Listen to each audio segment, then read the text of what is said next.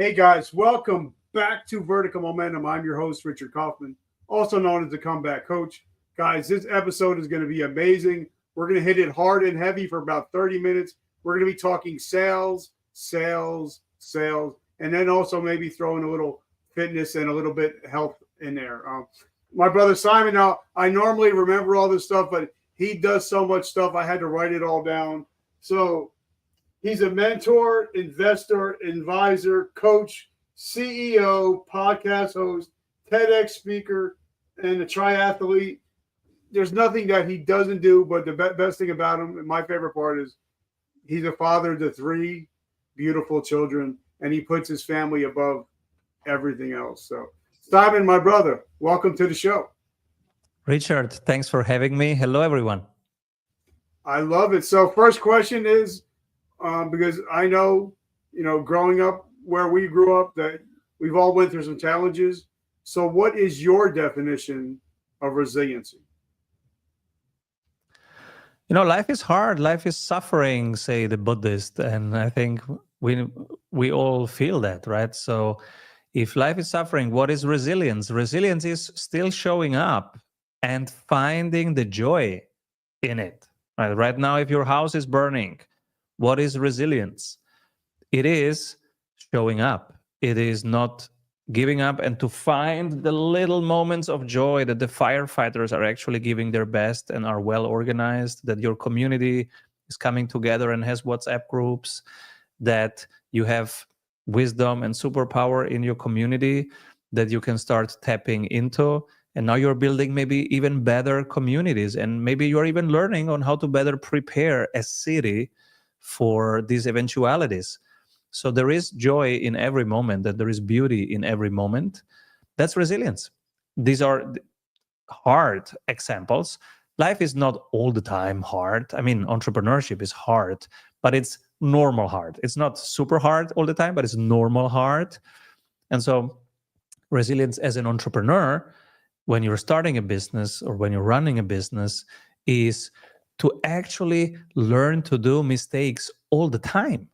For example, in our community, the Sprint Club, every Friday, people get asked, what were your best mistakes of this week? And they have to give gold medal, silver medal, bronze medal to their mistakes.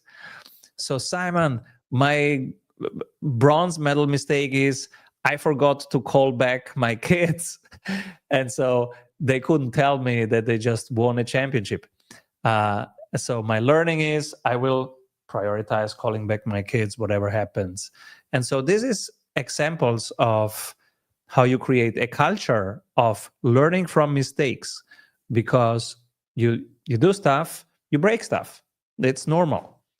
And resilience is, can you embrace the journey? This is where I am. This is what I got. How can I do the best with this? And I love it, and I agree 100% with everything you just said. So, what is it? Because you said you helped 14 people in LA. What is it like in LA right now at this moment? Well, many friends, clients are evacuated. 3 of them lost their house forever. It's burnt. And the evacuated ones, they created a WhatsApp group. They're connecting to each other. They are in our app. We have an app called Sprint Club, and they're connected to other countries. They are just venting, talking to each other, trying to make sense of this. Should I blame my government? Is it somebody's fault? That's one conversation that's going on. The other one is, okay, whatever. What can we do? So first, you freeze in these situations. The second is, okay, what can I do? Some of them have started a petition to devote who is responsible and who is in charge. They want to have better leadership. And so they started a petition, and starting that petition alone, independently, if you find it, right or wrong, is being in charge. And being in charge is what you need. So that's part of resilience, is being in control again. Okay, at least I can be in control of starting a list, right? So they're starting these petitions. A third thing that they are also discussing is, okay, how do I rebuild? How can I now empower even more my employees? How can I bring in some freelancers to help quickly still run the business while I'm out for a few weeks now? But I want the business still to run. So what can I systemize? What can I automate? What can I delegate? How can I quickly create partnerships with other people? Maybe I give you my clients for a month, and when I'm back, you give me your clients. So that's strategic partnerships. These are the kind of things that we are discussing with them online. I'm here in Vienna, but it works on their phone because the app is on the App Store, on the Google Store. And so they download the app. We have immediate real-time communication. Okay, so now I live in New Jersey.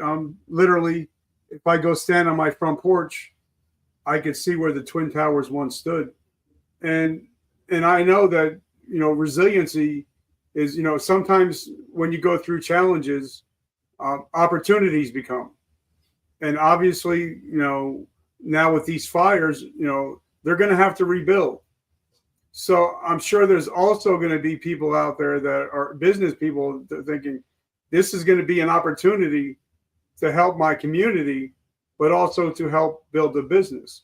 Because like for me, once COVID happened, that's when I just started to start a podcast because I figured everybody's home, nothing else to do.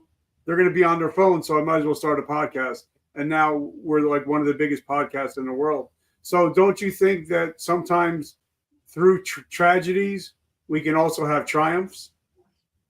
That's beautiful. Exactly. Right. You get lemons, you make lemonade. You're the best example of that. That's wonderful.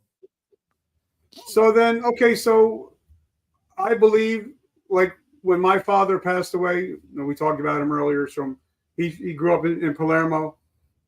When he passed away a couple years ago, I had to take a extended vacation, not a vacation, but to take care of my mom. And because I had evergreen products, books, T-shirts, hats, coffee, I was making money the whole time, even though I wasn't working because I had that little phone, like you said. So do you think this is going to help a lot more people thinking, hey, maybe next time when I build my business, I should have some evergreen products on there also, instead of just having a brick and mortar? Yes, we are learning. We are all learning, right? And what many are doing right now is whatever their business is, they are adding additional digital products to that business. So, for example, if you're a teacher, now you're creating also some little online courses. If you are a trainer, you're creating also some masterclasses and modules.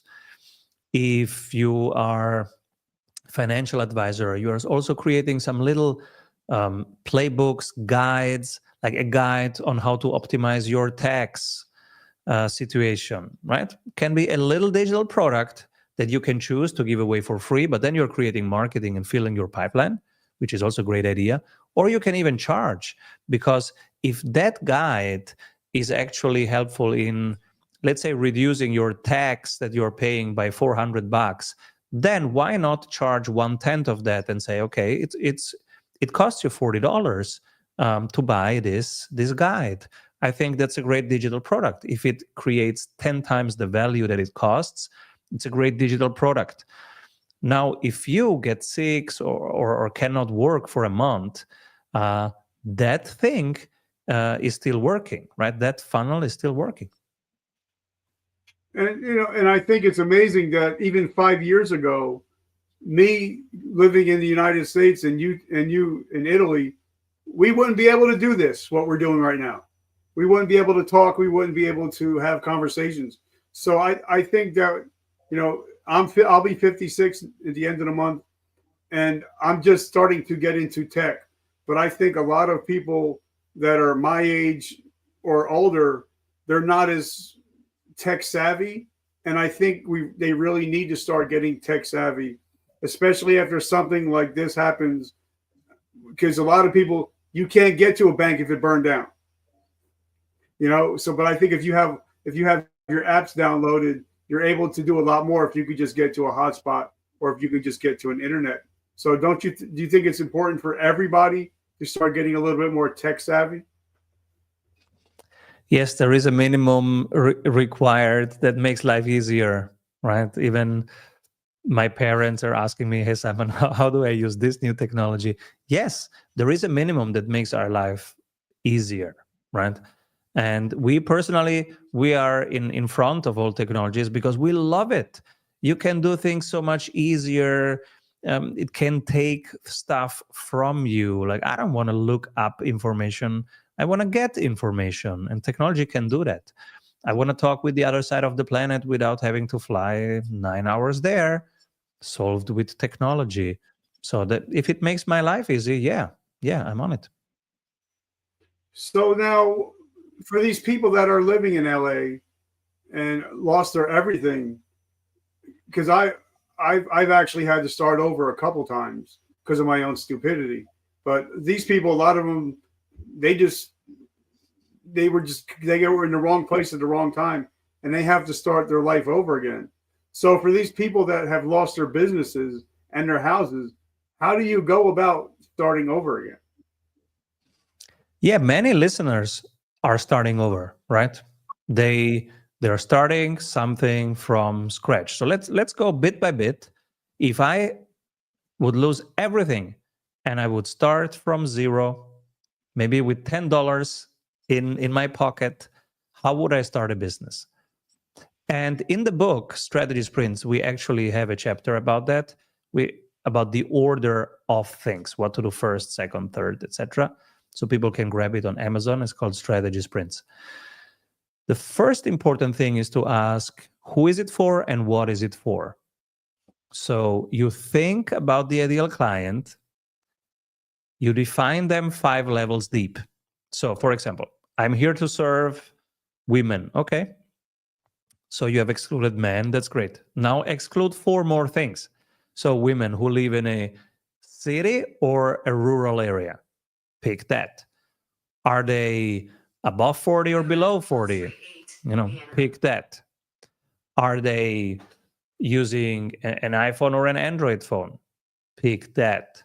That's 4 levels deep. Now you go 5 levels deep. Do they have children or not? That would be defining who you're here to serve, 5 levels deep.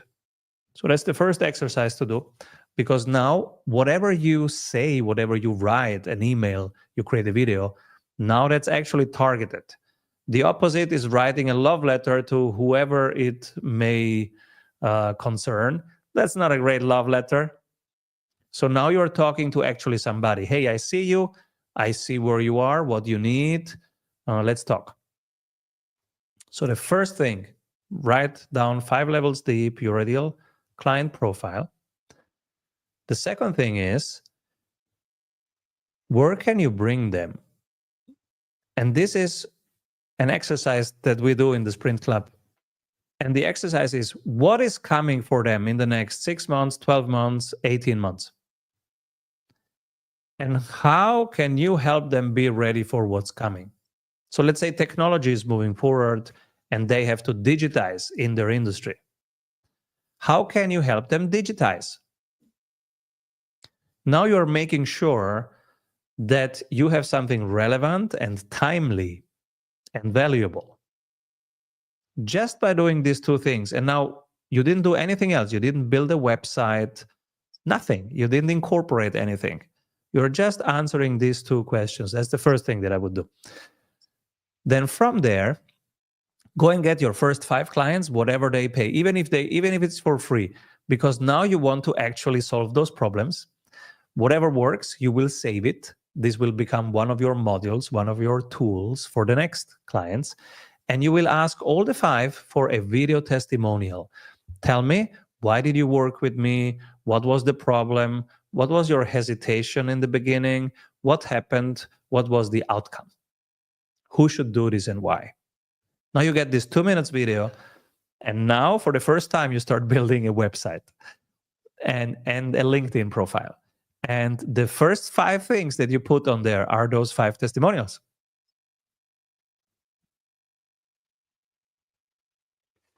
I'm writing this stuff down. That's why I'm making sure that I get everything. Yes. The next thing that you want to have is 100 Google reviews. So those 5, they will be your first 5 Google reviews. And then now you're working towards 100 Google reviews. When you got 100 Google reviews, now you double your price. And this is where people say, what? Doubling? That's too much. No, it's not. Because now you have a mature product. You're solving problems. You have people who are referring you other people. It's fine. It's working. Now double your revenue, double the price, which will double your revenue. And with that cash flow, now you start for the first time spending your first dollar on marketing. Because now let's say you're making $35,000 now that you've doubled. So per month, you're making $35,000. This is the first day where you will start spending your first dollar on marketing. So far, we had zero costs. Zero.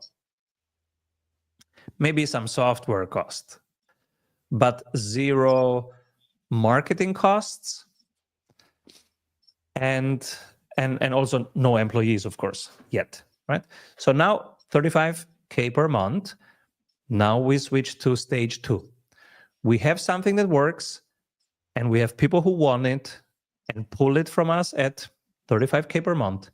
Now we go to stage 2. Now it's time to tell the world that we have something helpful. Still no paid ads, but now you will hire a freelancer and use some software to create more content, videos, stories about what you do. You will ask a ton of questions on social media. You will want to be on podcasts like Richard's podcast, like other podcasts, and go there. And because now you have something to say, now you have something to share. That's helpful. So you share your expertise. In the last 5 minutes of the podcast, you tell people where to download something about this or how to get in touch with you. Now you're starting to build a marketing funnel that feeds a sales funnel. Because now, a week later, you wake up in the morning and you have some people on your calendar. Who is this person? Well, that's somebody who listened to that podcast a week ago and then booked themselves on your calendar. Now you have a sales process. Okay, but something that I love that you said is make sure you have a LinkedIn profile. Yeah. That's where I do most of my damage. I think we have almost 30,000 followers on LinkedIn. But I got 3 kids. My 18 and 22-year-old, as soon as they turn 18, I made sure they started a LinkedIn profile to make sure that they're building, building networks. So talk about the power of LinkedIn. I think community is the new marketing. And so wherever you can build community, please do it. The first community is the people that you serve every day. Can you connect them? Probably. What's the easiest way? LinkedIn and email. You say, hey, George, meet Sarah. You have complementary superpowers and you might help each other. So connect them. And LinkedIn is great because you can share your journey. I like to build in public. Don't talk about you. Nobody cares about you. Talk about your mistakes of that week, your learnings of that week, what you're experiencing, what's your journey from A to B, and what can go wrong. People love a good story. Oh, I'm here. I have $20,000. I want to get to a 100K portfolio, and I'm trying options strategy. Are you interested in seeing if I get there? Subscribe to my YouTube channel. That would be an amazing post to get people to subscribe to a YouTube channel about investing. Why? Because it's about a journey, right? It can go wrong, it can go right. It's like a Netflix episode. Oh my God, will he get there or will he lose all his 20K?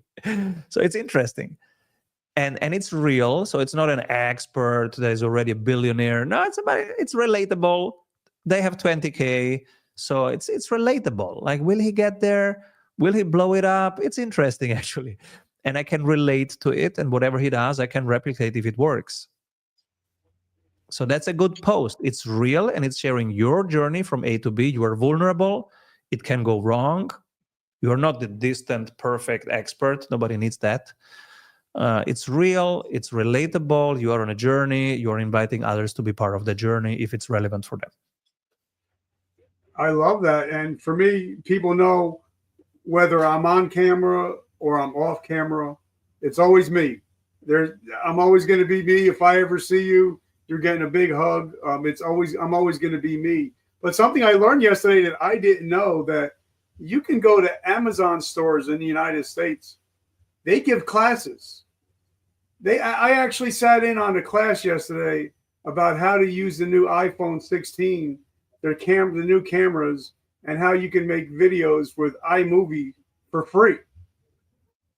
And they gave it like a 2-hour class just on how to do that stuff. So it doesn't cost a lot of money to learn how to do certain things. It might just take a little bit of time, or like you said, maybe go on YouTube and and watch a couple videos. You can learn pretty quick on some of the new stuff. You don't even have to buy high grade cameras like we used to have in the past, right? Absolutely. I learn most of my stuff on YouTube. And a lot of people don't realize that YouTube is the number 2 search engine in the world. Google's number 1, and Google owns YouTube. So if you're a business owner, you definitely need to get onto YouTube. So we know I told you we're going to be hitting it hard and heavy. Last question. I'm a veteran just getting out of the military. I want to get into business, but I don't know what to do. What would be your top 3 pieces of advice if I'm a brand guy getting out of the military, no business experience? What would be the top 3 things you'd recommend me to do? First thing, we call it ikigai, is finding the intersection between what interests you and what people around you need. A few things interest you, but they are not relevant. The people around you don't need it right now. That will be your hobby. But then you will find one thing that interests you strongly and people around you need. Now you have found the sweet spot. You have found your topic. This is what to create content about over the next 12 months. We call them the 4 content pillars. So my content pillars are how to increase revenue, how to create multiple income streams, how to build wealth, and how to build a life that creates income. Those are the 4 things that I write about and that I create content every day. Why? Because I'm interested in them anyways. I have 3 kids, so I have to teach them anyways. I'm a human being, so I have to learn it anyways. So I'm always interested in those things. And my friends ask me these questions anyways. So I'm interested. And of all the things that I'm interested about, I'm also interested about triathlon, but nobody needs that. Nobody asks me about anything about that. So that's my intersect. How to create a life that generates an income and have multiple income streams working all the time. This is the intersection between my interests and what the people around me need. And people around me, can be in Norway, because this podcast reaches Norway and reaches Singapore as well. You don't have control. You can stop it at a country border. This goes everywhere. Yeah. And so you have probably access to much more people than you think. So when we say the people around me, it's actually a lot of people around you with the internet. And so what do they need? How can you help? And what is interesting enough for you so that you can keep doing that 10 years? Because the deeper you go, the more you will enjoy it. And the more you enjoy it, the deeper you go. And that's the loop of being a pro. Because now you are doing this since 3 years, every day the same thing. Now you are really, really good. I love it. And I got to give a big shout out to Michelle Ortiz. Thank you for putting this together. Celsius Energy, thank you so much, keeping me updated and moving and grooving.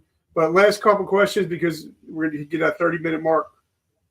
Considering, doing a triathlon, there's most people I know that are successful in business, they take their health very seriously because they know that without health, there is no wealth.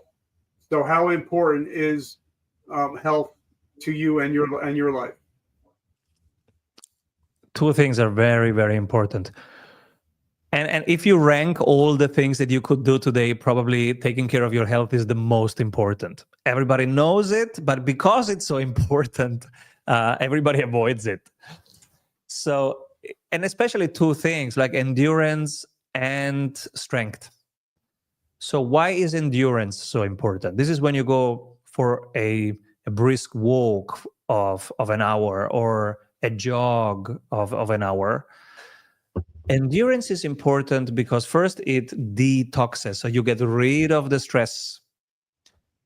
And second, it gives you emotional confidence. I can endure stuff.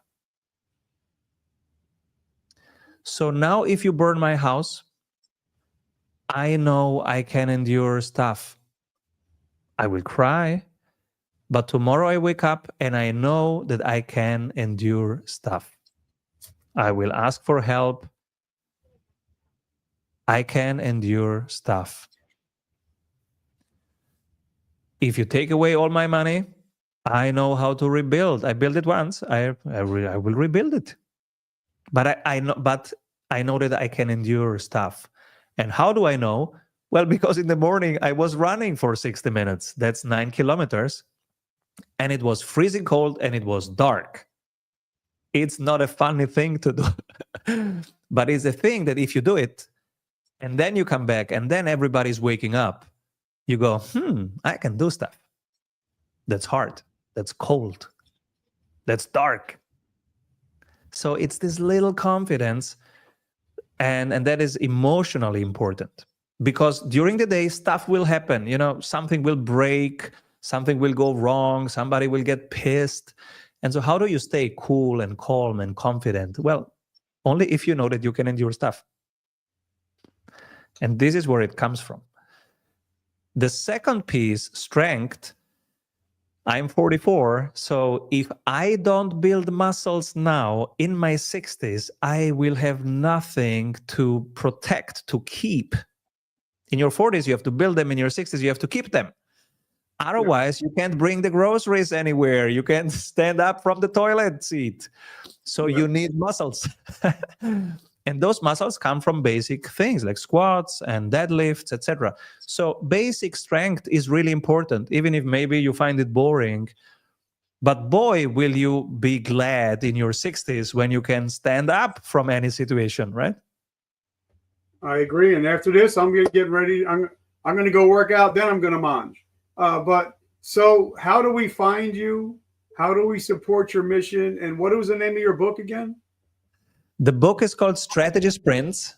It's on Amazon, Strategy Sprints by Simon Severino. You can find us on our website, strategysprints.com. And the cool thing is we have now an app which can help thousands of people on every budget. And in that app, you can get it on the Apple Store. It's called Strategy Sprints. Or if you're not using Apple, then desktop version, strategysprints.com/community. That community is affordable to everyone. And in there, I am teaching these things that we were talking about.